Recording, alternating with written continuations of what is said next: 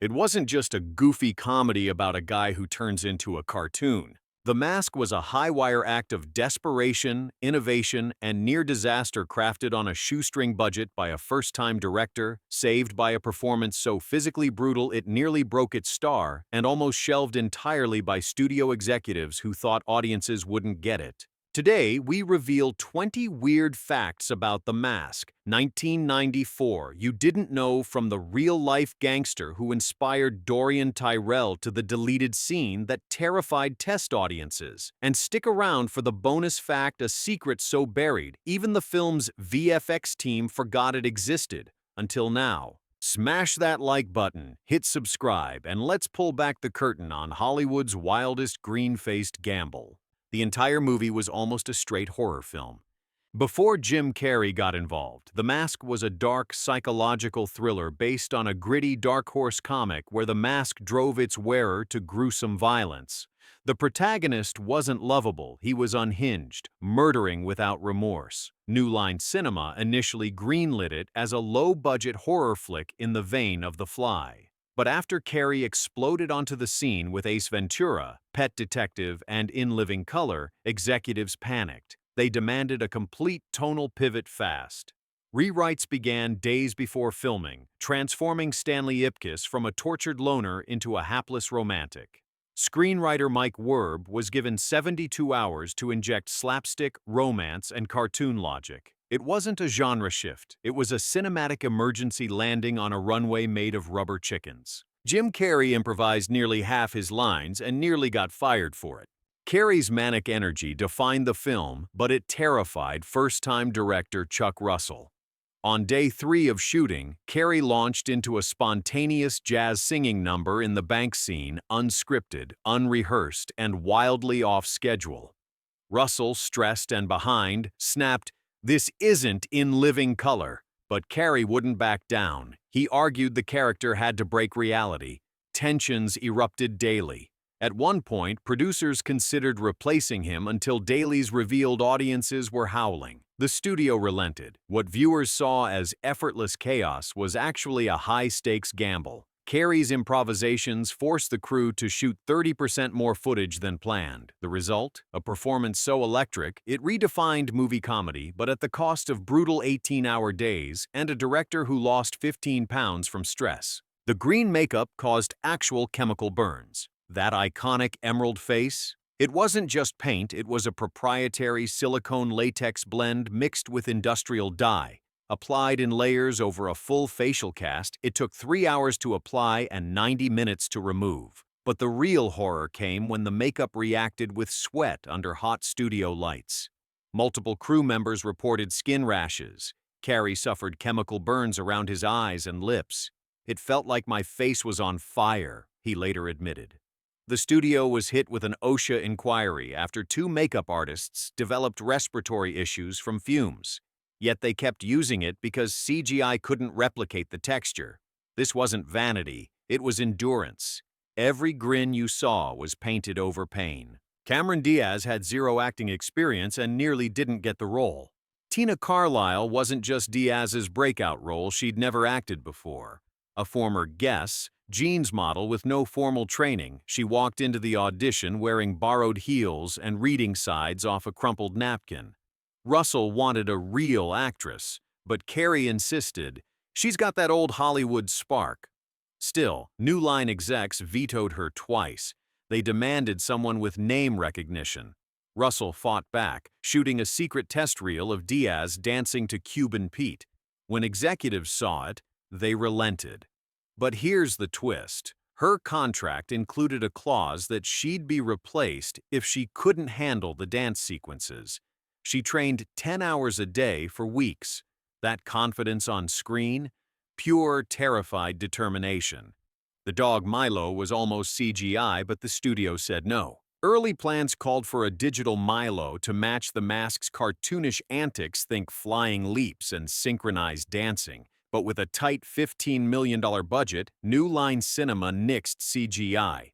Instead, they hired Max, a real Jack Russell Terrier, and trained him relentlessly. Tricks were achieved with clever camera angles, hidden wires, and peanut butter smeared on lenses to direct his gaze. The pool scene. Max tread water while trainers dangled treats just out of frame. One misstep could have been fatal. Animal handlers stood by with rescue nets during every aquatic shot.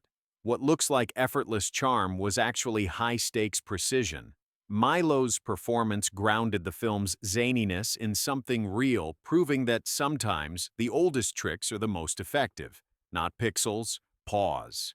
The Coco Bongo Club was built inside a crumbling airplane hangar. The dazzling Coco Bongo wasn't a real venue. It was cobbled together inside a dilapidated Y2-era hangar in Long Beach. The roof leaked during rain, forcing crews to cover cameras with tarps mid-shoot. The dance floor was uneven concrete disguised with paint and glitter, causing multiple sprained ankles. Neon signs were handmade from cardboard and Christmas lights. During the Cuban Pete number, a 200-pound lighting rig collapsed, missing dancers by inches. Safety inspectors nearly shut production down, yet director Chuck Russell insisted on authenticity. Real dancers, real sweat, real danger. The result was a club that pulsed with chaotic energy because, behind the sequins, it truly was on the verge of collapse. Not glamour, grit. The mask's powers were almost explained by ancient aliens. Early drafts transformed the mask into an alien artifact, a tool used by extraterrestrials to control human hosts. Storyboards depicted secret government labs, interdimensional rifts, and walls covered in star-mapped hieroglyphics. Test audiences were confused. "Why's he dancing if this is sci-fi?" one asked. The cosmic backstory clashed with the film's emerging comedic tone, so writers scrapped it entirely, reducing the mask's origin to a vague, ancient relic. Yet traces survived: the tribal drum score, the glowing eyes originally meant to signal alien activation, and Stanley's uncontrollable transformations. The pivot from interstellar horror to cartoon anarchy saved the film. What viewers embraced as silly whimsy was actually the echo of a sci-fi saga, abandoned in favor of pure, anarchic joy, not mythology. Strategic simplification. Peter Green's villain was based on a real Los Angeles mobster. Dorian Tyrell's unnerving charm wasn't imagined. He was modeled after Eddie Nash, the real-life LA nightclub owner tied to the infamous Wonderland murders. Director Chuck Russell met Nash during research and was stunned by his quiet menace. "He'd smile while threatening your life," Russell recalled. Peter Green studied Nash obsessively. His slow blinks, velvet suits, whispered threats, and cigar rituals. Even the Coco Bongo mirrored Nash's actual club, Studio One. After the film's release, Nash allegedly laughed and said, "Finally, someone got me right." The studio braced for lawsuits, but none came. Tyrell's authenticity came from grounding cartoon villainy in real-world danger, not fiction. A chilling homage wrapped in tailored menace. The cartoon physics broke every VFX rule in Hollywood. Before The Mask, even fantasy films respected gravity. But director Chuck Russell insisted on Tex Avery logic: eyes popping, jaws dropping, limbs stretching like taffy. Industrial Light and Magic refused, warning, "Audiences will think it's a video game." Undeterred, the VFX team built custom software, blending hand-drawn animation with early CGI. The iconic wolf whistle head turn alone required 147 compositing layers. A 10-second gag could take weeks to render. Studios called it reckless, but the gamble revolutionized visual comedy. Its success paved the way for Space Jam and beyond. What looked like effortless zaniness was actually a technical breakthrough born of defiance, not chaos, a meticulously engineered rebellion against cinematic reality. The police station scene caused a real-life riot. During Stanley's chaotic precinct rampage, Jim Carrey, fully in character, hurled rubber guns, fake donuts, and an empty fire extinguisher with reckless abandon. The energy spiraled out of control. One extra tripped, cracked his head on a desk, and bled on camera. Panic erupted. Paramedics rushed in, and production halted for 6 hours. Studio executives demanded Carrey tone it down. He refused. That's the whole point. A compromise emerged. Stunt performers disguised as officers would absorb real hits. The final scene pulses with raw unpredictability because, for a few terrifying minutes, the chaos wasn't staged. It was genuine, not slapstick. Controlled combustion fueled by real adrenaline. Cuban Pete wasn't written for the movie, it was resurrected from obscurity. The film's showstopper, Cuban Pete, was a forgotten 1946 Desi Arnaz novelty track. Music supervisor Frankie Blue discovered it, but Arnaz's estate demanded $250,000, half the music budget. Negotiations collapsed. With just 48 hours before the Coco Bongo shoot, Blue proposed a desperate solution. Jim Carrey would re-record it himself. Carrey mimicked Arnaz's phrasing in a Santa Monica studio, delivering a pitch-perfect cover. The final track? All him. Choreographer Marguerite Derricks then synced every hip swivel to Carrey's vocal rhythm. What sounds like vintage swing was actually a last-minute rescue mission, not nostalgia. Pure, improvisational necessity wrapped in big band brilliance. The film accidentally launched the quirky, manic rom-com trope.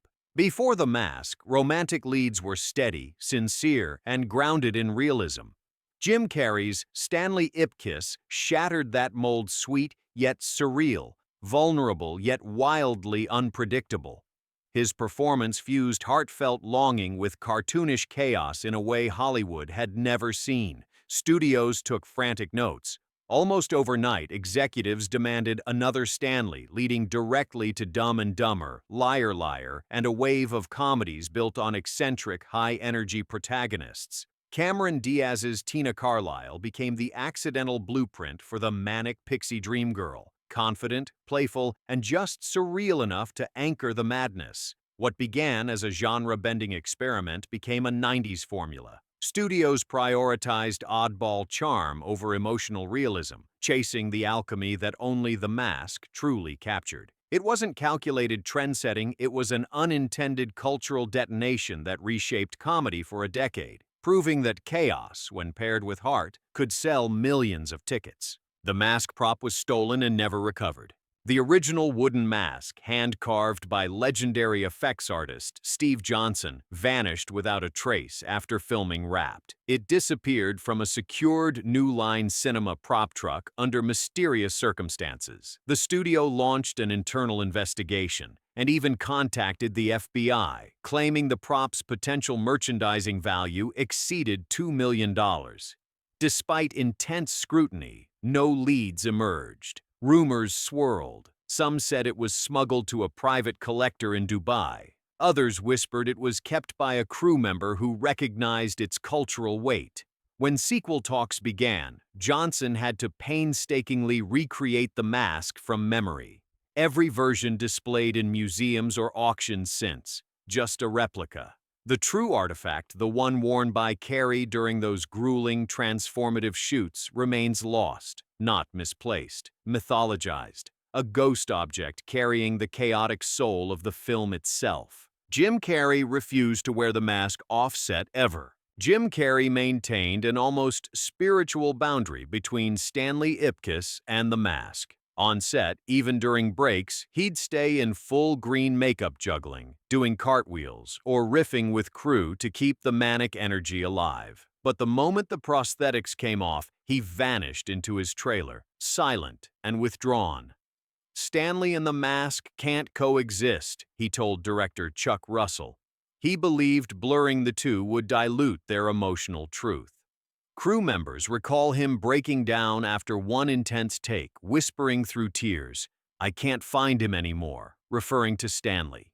This wasn't method acting in the traditional sense. It was psychological partitioning, a protective ritual to preserve both identities.